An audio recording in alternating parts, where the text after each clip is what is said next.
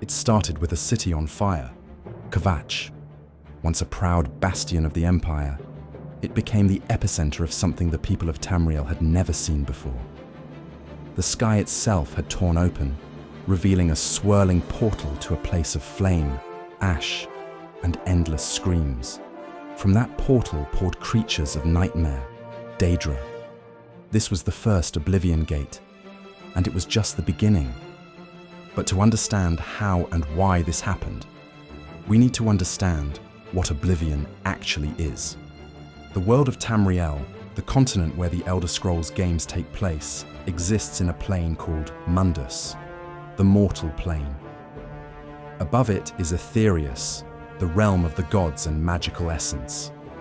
And beyond that lies Oblivion, a chaotic, ever-shifting dimension made up of multiple realms, each ruled by a Daedric prince.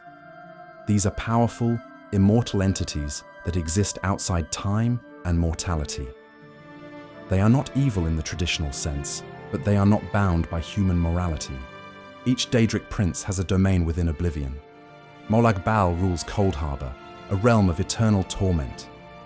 Sheogorath governs the Shivering Isles, a split dominion of madness and dementia. Boethia commands a realm of violent conflict and secret plots. Hermaeus Mora, guardian of forbidden knowledge, exists within a realm of endless libraries and dark truths. And Mehrunes Dagon, the Prince of Destruction, commands the Deadlands, a realm of fire, lava, and destruction. It is he who sought to break the barrier between Oblivion and the mortal world. For centuries, that barrier held firm. It was maintained by the Dragonfires, magical flames lit by the Emperors of Tamriel, each bearing the divine blood of Akatosh, the dragon god of time. As long as the Septim bloodline endured, the Dragonfires would burn, and Oblivion would remain sealed. That all changed when Emperor Uriel Septim VII was assassinated. His death ended the divine lineage, and the Dragonfires went out. The gates to Oblivion began to open. These gates weren't metaphorical. They were literal rifts in space, doorways that connected Tamriel to the realms of Oblivion.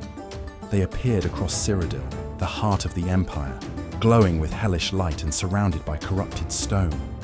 On the other side lay the Deadlands, where burning skies and jagged spires rose above rivers of magma. How were these gates opened? Through the actions of a cult called the Mythic Dawn. Led by a man named Mankar Cameron, the Mythic Dawn believed that Nirn, the mortal world, was a failed creation, a mistake that needed to be undone.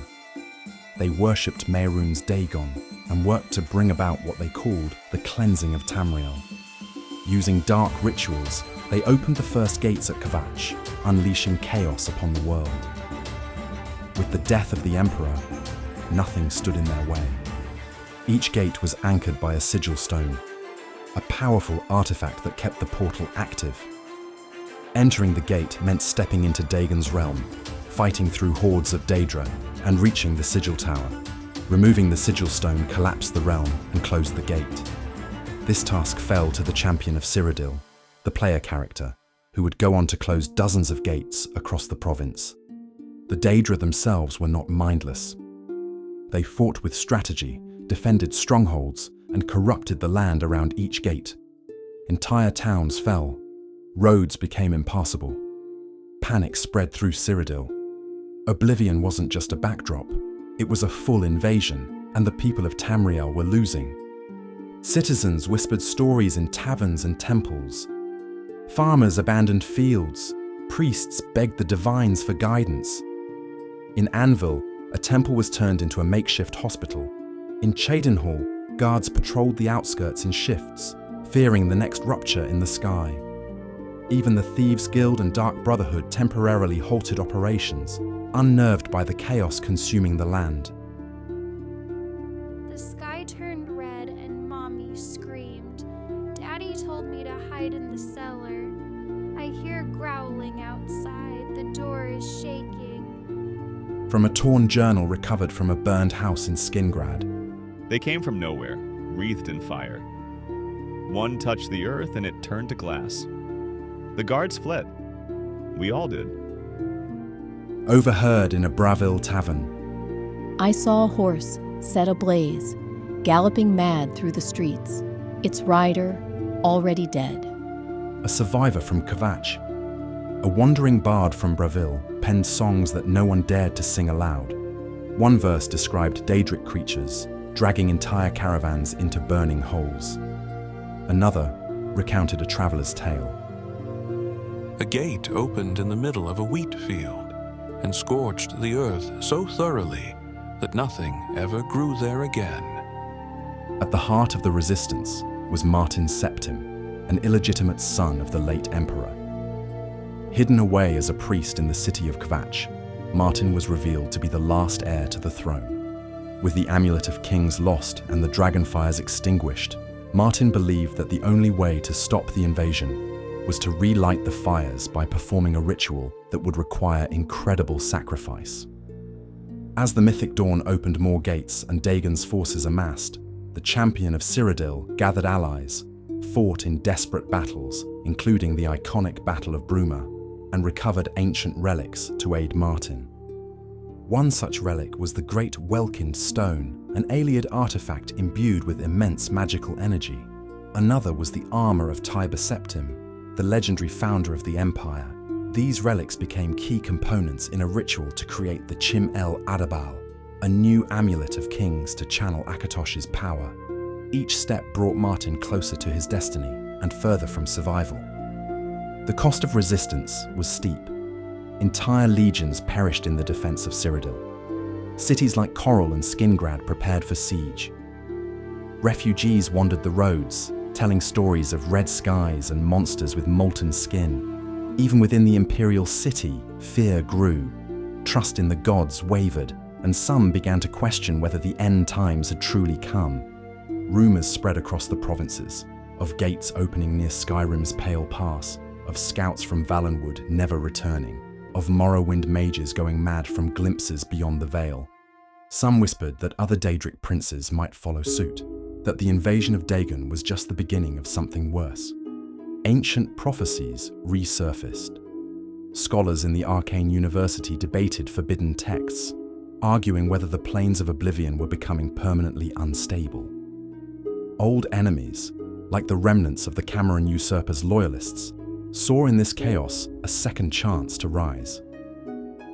Bandit kings declared themselves Daedric prophets. Cults multiplied. The balance of power across Tamriel faltered, and the Empire's grip weakened further. Eventually, the final gate opened in the Imperial City itself. Mehrunes Dagon stepped into the mortal plane, towering over buildings, a god among ants.